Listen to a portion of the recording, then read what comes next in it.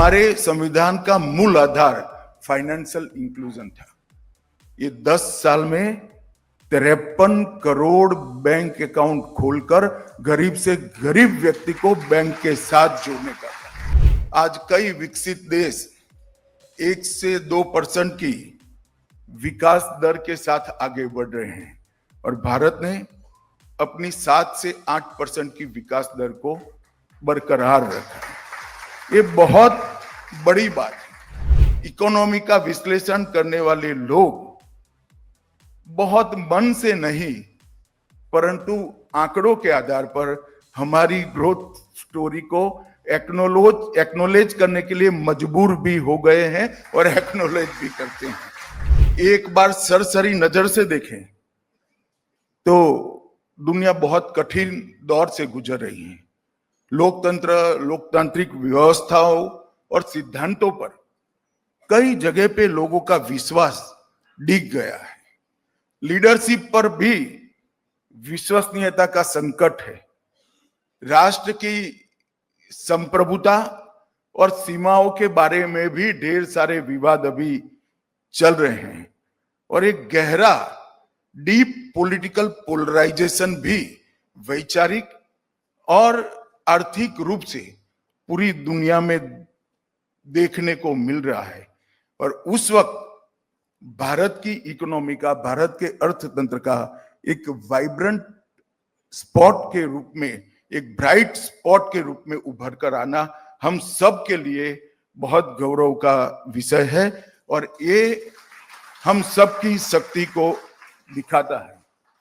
भारत में political stability, विश्वसनीय नेतृत्व और रॉबर्ट इकोनॉमिक परफॉर्मेंस और डेमोक्रेटिक एक लोकतंत्र की मजबूत नींव पड़ चुकी है और ये चारों पिलर्स के आधार पर लंबे समय की नीतियों को उसका फायदा उठाते हुए हमारे अर्थतंत्र ने आश्चर्यजनक परफॉर्मेंस विगत 11 सालों में दिखाया है और इस 4 स्तंभ भारत की असली ताकत है। मित्रों, मैं थोड़ा कंपैरेटिव भी बात करना चाहूंगा।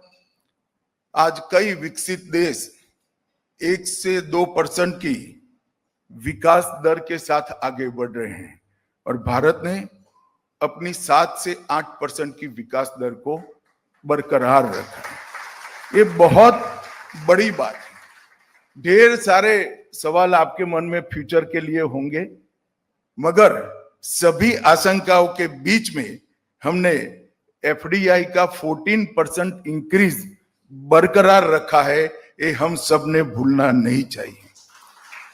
पूरी दुनिया को विकसित देश और विकासशील देश, डेवलप कंट्री और डेवलपिंग कंट्री, ऐसे 2 खेमों में बांट दे तो विकसित राष्ट्र है, जो डेवलप कंट्री है, वो ठहराव का सामना कर रहे हैं और डेवलपिंग कंट्री है वो कर्ज से जूझ रहे हैं।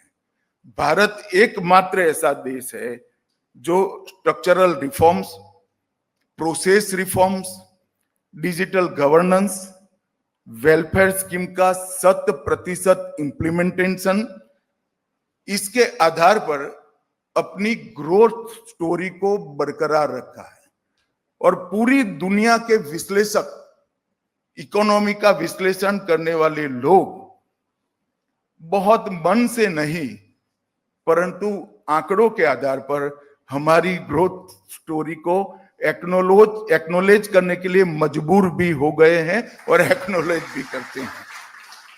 आज भारत की अर्थव्यवस्था पर निवेशकों का अटूट भरोसा है, उपभोक्ताओं में ऊर्जा है और समावेशी विकास का स्पष्ट प्रतिबिंब दिखाई पड़ता है। और ये भरोसे और विकास का, विश्वास का जो वातावरण है, ये सिर्फ मुंबई की दलाल स्ट्रीट तक सीमित नहीं रहा है। आज दलाल स्ट्रीट छोटे से छोटे गांव में एक्सपांड कर गई है और वहां से भी डीमेट अकाउंट खोलकर देश की इकोनॉमी में हमारे नागरिक अपनी बचत को भेज रहे हैं। मित्रों, आज बैंकिंग सेक्टर का कार्यक्रम है। हम सब जानते हैं 2014 में हमारे बैंकिंग सेक्टर की क्या स्थिति थी। सिर्फ मैं बहुत ज्यादा बात नहीं करना चाहता क्योंकि गोयनका जी का कार्यक्रम पॉलिटिकल हो जाएगा, मगर बैंकिंग सेक्टर का एनालिसिस करना है तो कंपैरेटिव ही करना पड़ेगा। इसलिए मैं 14 के पहले और 14 के बाद दो तरह से एनालिसिस करना चाहूंगा। एक पॉलिटिकल सटायर है कि फोन बैंकिंग केवल भारत में चला करती थी यूपीए के समय में, और फोन बैंकिंग से मतलब फोन पर से बैंकिंग नहीं, फोन से बैंक के लोन देने की सूचनाएं हैं। और हम सब ने इसको बहुत एक प्रकार से सरलता से इसको स्वीकार कर लिया था, हम भी इसको स्वीकृत कर कर चलते थे। मगर 2014 में परिवर्तन आया। 2008 से 14 में 52 लाख करोड़ के लोन्स दिए गए, और इतने ज्यादा लोन देना, इकोनॉमी के बहुत सारे एक्सपर्ट्स यहां बैठे हैं, ज्यादा लोन देने से क्या होता है वो आप सब जानते हैं। और इसके कारण बैड लोन की बहुत बड़ी समस्या इस देश के बैंकों ने अनुभव की। रिकॉर्ड रखने में लापरवाही, पारदर्शिता की कमी और भ्रष्टाचार, ये तीनों ने अपने बैंकिंग सेक्टर को ग्रसित कर लिया था। और उस वक्त हमने बैंकिंग के अंदर मोदी जी ने रिफॉर्म करने की शुरुआत की। फोन बैंकिंग तो खैर बंदी हो गया, परंतु पहली बार आजादी के बाद जो हमारे संविधान का मैंडेट था वित्तीय समावेशन का, फाइनेंशियल इंक्लूजन का, आपको आश्चर्य लगेगा कि इस देश के 60 करोड़ लोग ऐसे थे जिनके पूरे परिवार में एक भी बैंक अकाउंट नहीं था, एक भी बैंक अकाउंट नहीं था। और हमारे संविधान का मूल आधार फाइनेंशियल इंक्लूजन था। ये 10 साल में 53 करोड़ बैंक अकाउंट खोलकर गरीब से गरीब व्यक्ति को बैंक के साथ जोड़ने का। खारा जी यहां बैठे, उनको मालूम है कितना दबाव था बैंकों पर, और एक प्रकार से पूरी मशीनरी लगी थी कि बैंकिंग अकाउंट हर व्यक्ति का अधिकार है, उसको देना पड़ेगा। बहुत सारी टिप्पणियां भी होती थी, बैलेंस कहां से आएगा, इस प्रकार के बैंकिंग अकाउंट बैंक पर बोझ बन जाएंगे। मैं बाद में बात करूंगा कितने लाख करोड़ का बैलेंस ये बैंकिंग अकाउंट्स में पड़ा है।